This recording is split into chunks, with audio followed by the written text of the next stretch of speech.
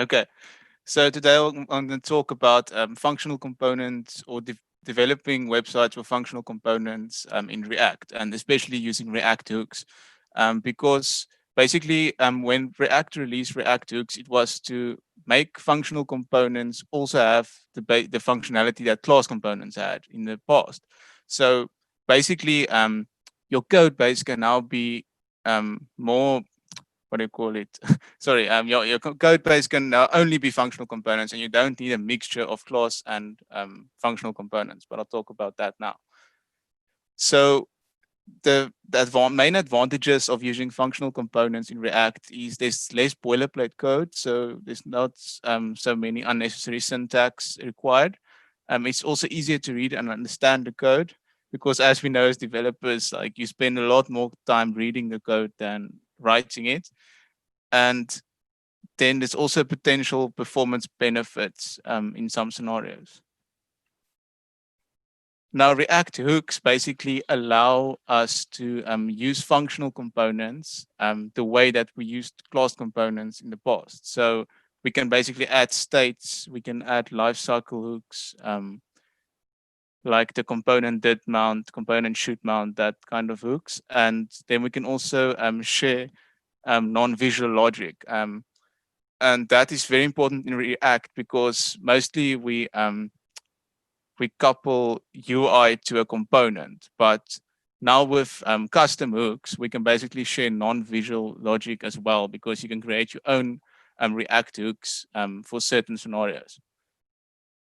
So some examples of React hooks are the state hook, use state, that is for state management, and then the effect hook, the use effect, that is for lifecycle events, the context hook, that is to context in your web app.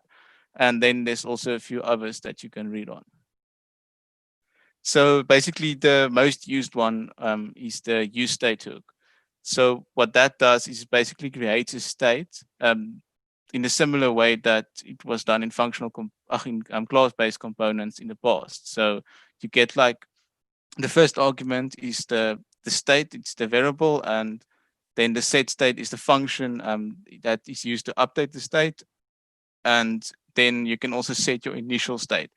Now, I will show you now later in a demo, but this can be anything, but it can also be an object, a string, a number, whatever. Okay. And the other one that's also quite used a lot, and that I will show you, is the effect hook for use effect or use effect. Yeah. So this one basically is for to manage your life cycles, and you insert a function. So the function gets invoked when the use effect runs, and then there's also optional return statement for cleanup effects, and this is especially useful when doing event handlers.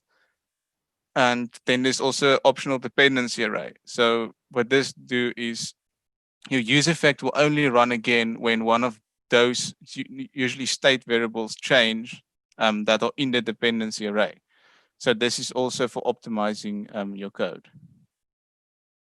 Okay, so I will now move over to the practical demo. So yeah, basically, let me just show you. Yeah, so I've just created a page where the Pascal triangle is shown because, you know, for demos, you always do stuff that's like very useful in practical environment. So what we want to achieve here is we want to let this page render the amount of rows that we enter above. So currently nothing happens. And we're going to do that with React hooks with a functional component. So if we go to the code now, okay, so firstly, we want to get a custom value here and not a static value. So basically, yeah, we want to make it dynamic so that the input changes this value. So firstly, we need to add an input handler for this. We'll just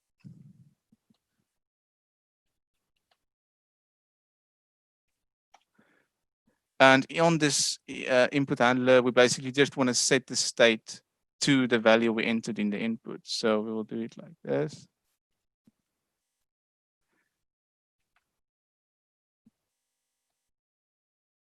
So yeah, the previous state, oh, sorry, what was that? The previous state can then be used in this function, like I will show you now.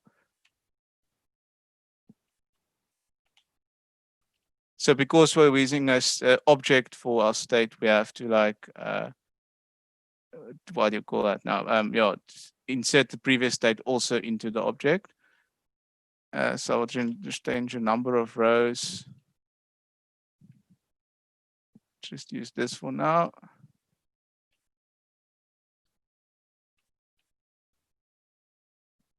Okay, so now this on input change will change the state object's number of rows, and that will cause a re-render. So let's just change it here. So this should now be state dot number of rows to access the number of rows in the state object. And we should also add an event handler to this input on the on change.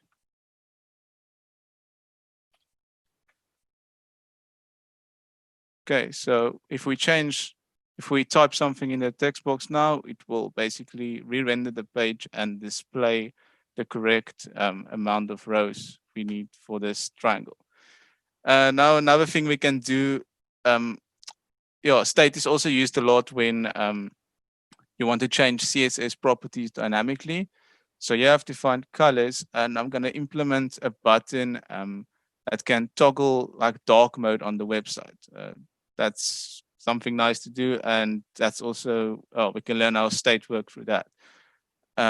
So I will just insert this button here. Okay. So now we have to implement this on toggle dark mode handler, but firstly we need to insert a few new state properties in our state object. So we're probably going to need color because the text color has to change and the background color. So firstly we can need color, and we can make that colors.dark. So this dark color, and we can add a background color here.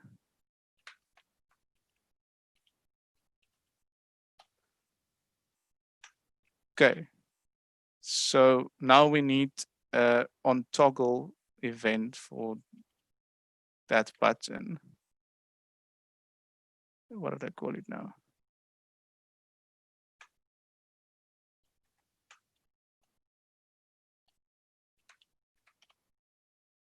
Okay, so we'll just write a function here, and it will also follow the same structure. We're just going to set the state, but this time we're going to set the state of color, of the color property, and we just need a bit of logic here. So we want to toggle the dark mode. So here we actually use the previous state object to get the current state when we change the state. So we'll check if the color is equals to the dark color. Then we will set the color to the light color. Otherwise, we will just keep it at the dark color. Now we can do the same logic basically for the background color state. And just change this. And let me see, I think that's everything we should change. Or we should also not hard code this, but then rather use the state property.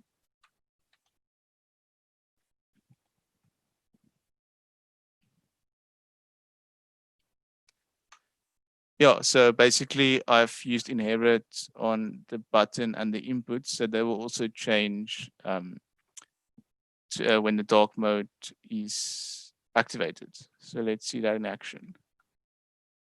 So let's just test, okay, this still works, and then we can toggle the dark mode. So this is also a very easy way to change your CSS properties. I'm actually using styled components now, but it can be done in a similar way if you're not using that. Okay, so another thing I actually wanted to show you is a quick demo of the use effect. So use effect is used to trigger a side effect when a specific state variable change. So let me just see a nice example. Okay, we can actually do this. We can change the title of the document to change when we change the dark mode, for example, just to test this use effect out. So we will just set this as demo app, and then if the background color basically is dark, we will also add this to the title. So we will add this dark mode.